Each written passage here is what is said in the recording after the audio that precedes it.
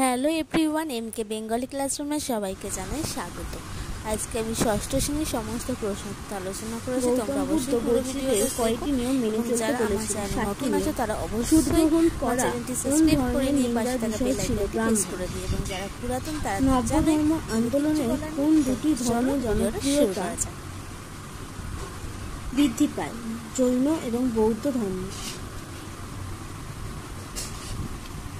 নবধর্ম আন্দোলনের প্রচার করা প্রধান দুটি বিষয়ে বিরোধিতা করেছিল ব্রাহ্মণ ধর্ম ও বেদ।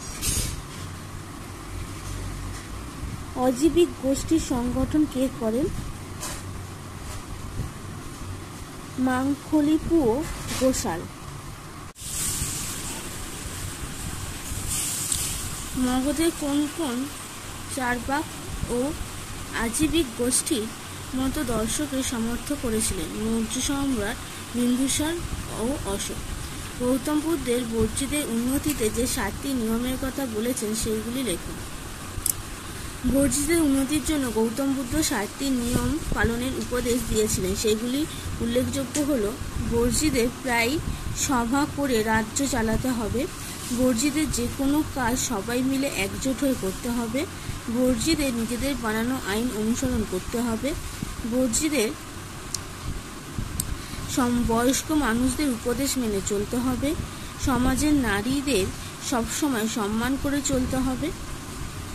বর্জিদের সমস্ত দেবতার মন্দিরগুলি যত্ন নিতে হবে। নিজেদের অঞ্চলে গাছপালা পশু পাখির উপর অত্যাচার করা যাবে না। নব্য ধর্ম বলতে কি বোঝো? খ্রিস্টপূর্ব 6ষ্ঠ শতকে কিষাণ, বাণিজ্য, ক্ষত্রিয়, শূদ্র সহ সমাজের বিভিন্ন অংশের মানুষ যজ্ঞ, পশু বলি ও ব্রাহ্মণদের বিরোধিতা করেছিলেন। এই সময় ব্রাহ্মণ ধর্মের বিরোধিতা করে যেসব ধর্মের উদ্ভব হয়েছিল সেই সব ধর্মকে নব্য ধর্ম বলা হয়। নব্য ধর্মের মধ্যে প্রধান ছিল জৈন ধর্ম এবং বৌদ্ধ ধর্ম।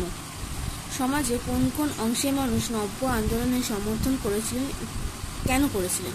খ্রিস্টপূর্ব শতকে ভারতের ব্রাহ্মণ ধর্ম ও বেদের বিরোধিতা করেন যে নতুন ধর্মমতগুলি উদ্ভব হয়েছিল তাকে নব্য ধর্ম আন্দোলন বলা হয়। নব্য আন্দোলনের সমর্থক: সমাজে বিভিন্ন অংশের মানুষ যেমন ক্ষত্রিয়, বৈশ্য, শূদ্র নব্য ধর্ম আন্দোলনের সমর্থক করেছিলেন। এদের সমর্থনের কারণ হলো ক্ষত্রিয়দের সমর্থন। এই সময় লোহার অস্ত্র তৈরি হওয়ার ফলে ক্ষত্রিয়দের ক্ষমতা বেড়েছিল, তাই তারা ব্রাহ্মণদের সমান ক্ষমতা দাবি করেছিলেন আর নব্য ধর্মকে সমর্থন করেছিলেন। বৈশ্যদের সমর্থন: এই সময় কৃষি উৎপাদন বেড়েছিল, ব্যবসায়ীদের ব্যবসা বাণিজ্যের প্রসার হয়েছিল।